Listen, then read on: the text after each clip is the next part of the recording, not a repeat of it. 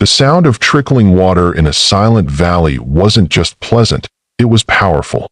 For prehistoric humans, discovering a permanent water source wasn't a lucky break. It was an event, a turning point, a reason to stop wandering and maybe, just maybe, build something more lasting than a fire circle and a pile of mammoth bones. Because water didn't just keep you alive, it chose your leaders, shaped your beliefs, and, sometimes, sent shivers down your spine. In many early communities, natural springs were treated as sacred spaces. These weren't just puddles or ponds, they were portals.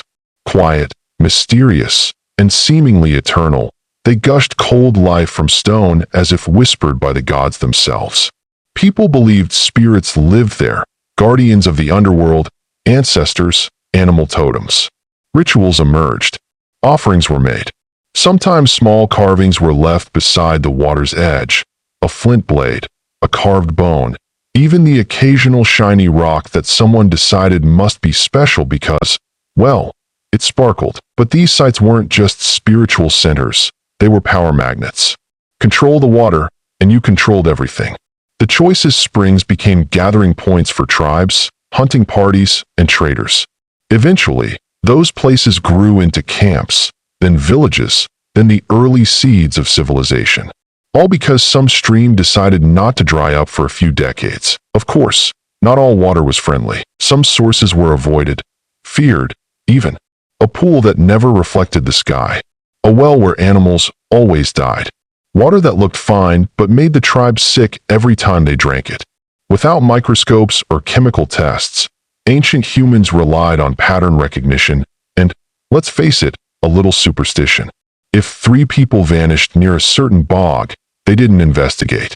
They backed away slowly and gave it a nickname like Whispering Death Pit. You don't need a PhD in hydrology when you've got survival instincts and a healthy dose of paranoia. There's even evidence that some springs emitted gases, like sulfur or methane, that early humans interpreted as supernatural signs. A bubbling pool that smelled like rotten eggs? Clearly cursed. Or haunted. Or both. Best to move camp and never mention it again. Yet even with the danger, water remained at the center of everything. Disputes between groups, whether over land, hunting territory, or even romantic entanglements, often boiled down to one thing: who got access to the cleanest, safest, most reliable water. And unlike today's arguments over Wi-Fi passwords or where to eat dinner, these conflicts could last generations. One strange custom observed among early highland tribes: they would sing to the water, not in a performative way, but as a form of greeting, short chants or low hums offered when approaching a spring or stream. The idea? Show respect.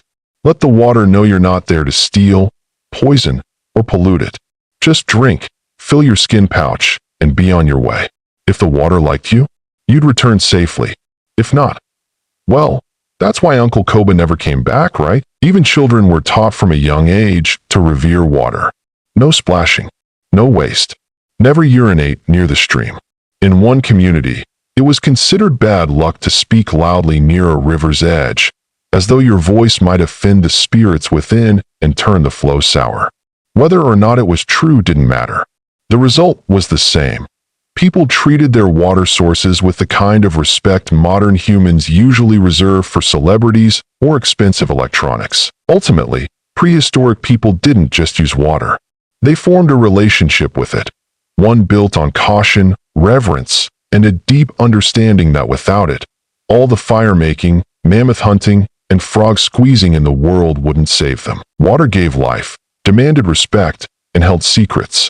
And in a world where everything, from the weather to the wildlife, could change without warning, the only constant was that the tribe that followed the water usually lived to see another sunrise.